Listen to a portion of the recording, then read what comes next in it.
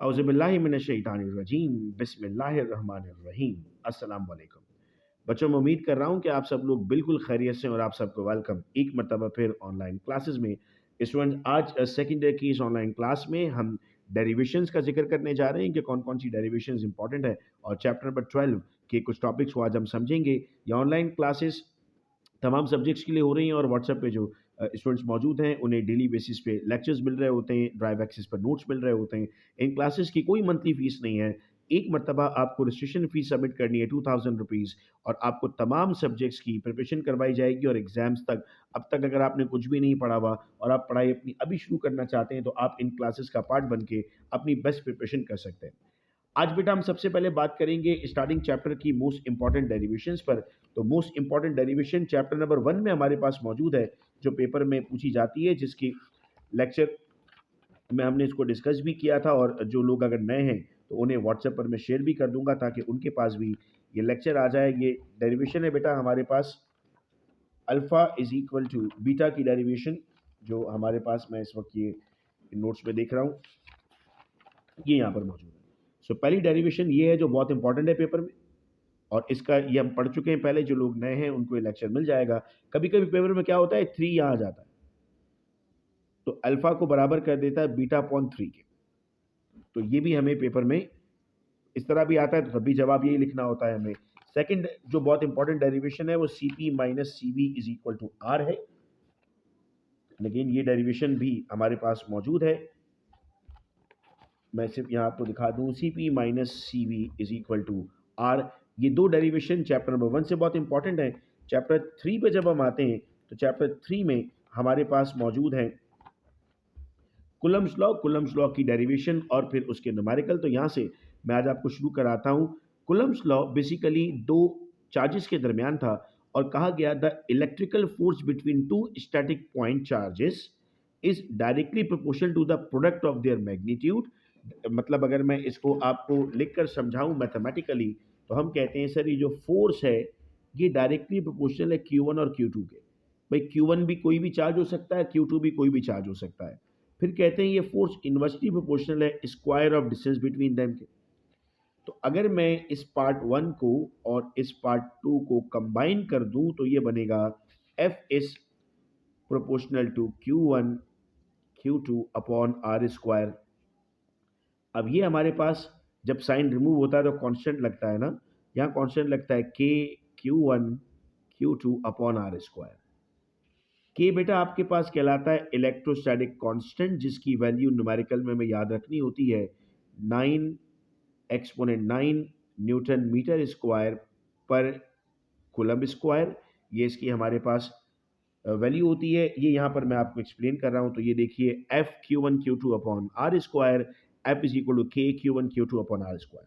अगर मैं इसको वेक्टर फॉर्म में लिखूंगा ना, तो मेरे पास अगर मैं कहता हूँ कि चार्ज 1 ने चार्ज 2 पे फोर्स लगाई, तो फॉर्मूला बनेगा F one on two is equal to k q one q two upon r one on two square.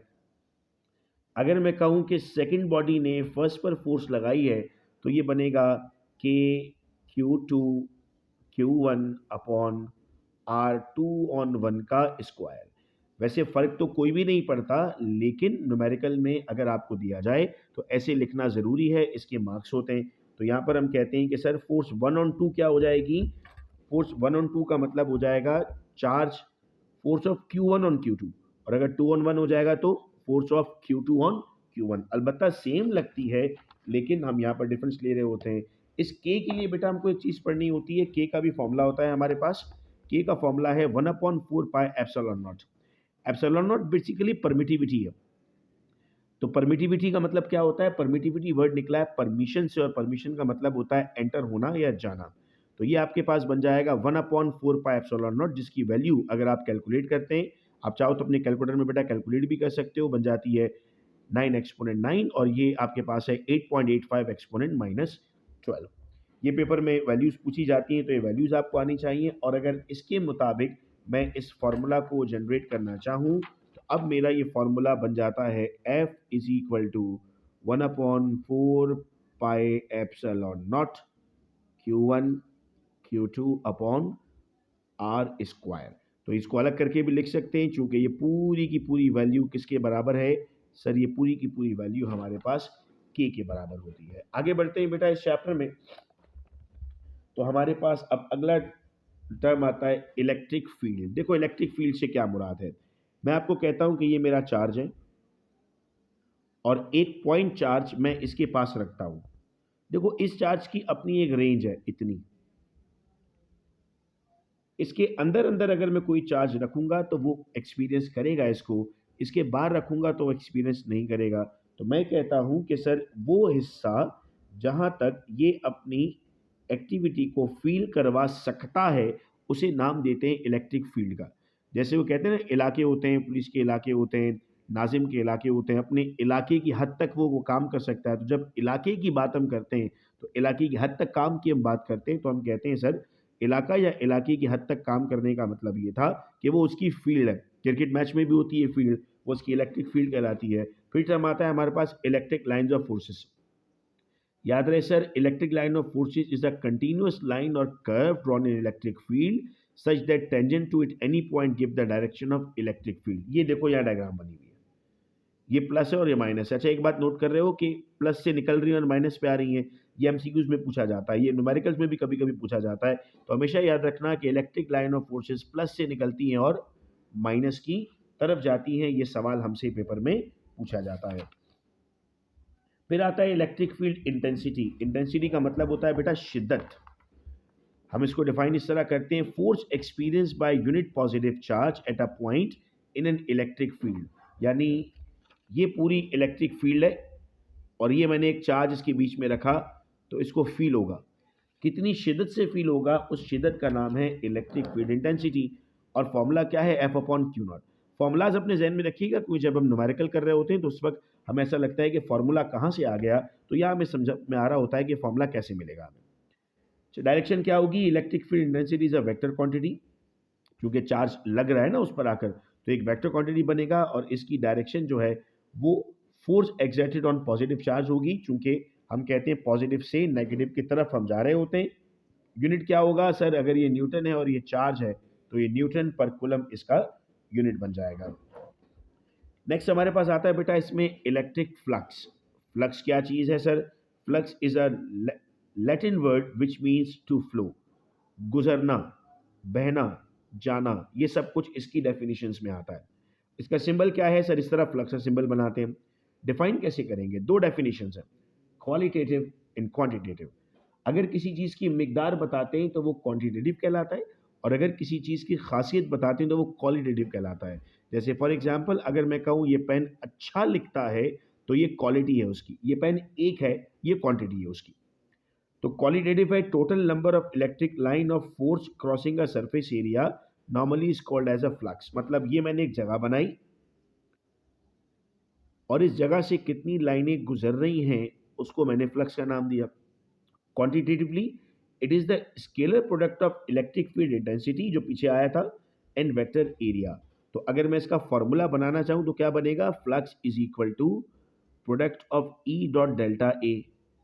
Sir dot क्यों लगाया, चूंकि ऊपर मैंने कहा कि क्या होगा sir, it is a scalar quantity. Dot product हमेशा स्केलर होता है ना, इसको हम स्केलर प्रोडक्ट भी कहते हैं। तो ये देखो आपके पास मामला क्या आ गया, ई ए। अच्छा अगर मैं एंगल लेता हूं तो एंगल कॉस आता है तो बन गया ई ए कॉस थीटा।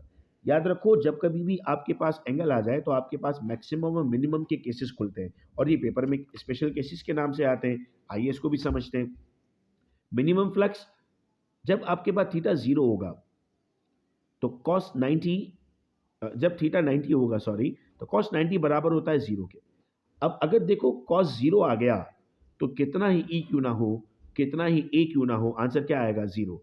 सो आपसे अगर पूछा जाए कि मिनिमम फ्लक्स कब बनेगा तो आप कहेंगे when angle is 90।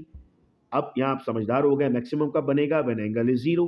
Cos zero one के बराबर है तो E dot A cos zero हो गया मतलब कॉस वन है, कॉस वन है इसका मतलब मैक्सिमम वैल्यू। कैलकुलेटर में आप देखते हैं तो कॉस की वैल्यू आपको जीरो से मिल रही होती है। अच्छा अब आप कहते हैं नेगेटिव फ्लक्स, सर ये नेगेटिव फ्लक्स क्या चीज़ है।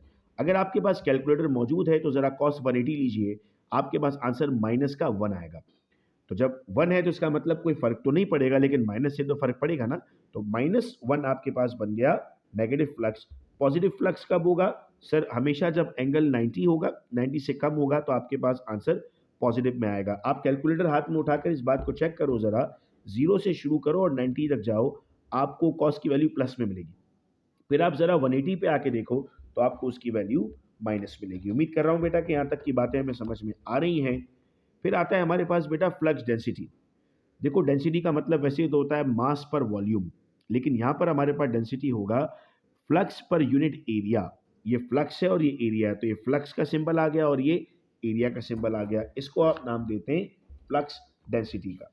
यहाँ तक की बात मैं उम्मीद कर रहा हूँ कि आप लोगों को समझ में आ रही है। अब नेक्स्ट वीडियो लेक्चर में हम इंशाल्लाह स्टार्ट करेंगे मोस्ट इंपॉर्टेंट क्वेश्चन जो हर साल पेपर में पूछा जा रहा होता है, दैट इज गॉसेस लॉ। तो इंशाल्लाह गॉसेस लॉ हम स्टार्ट कर रहे होंगे और आपके पास व्हाट्सएप ग्रुप में बाकी डिटेल्स डेली बेसिस पर आ रही होंगी।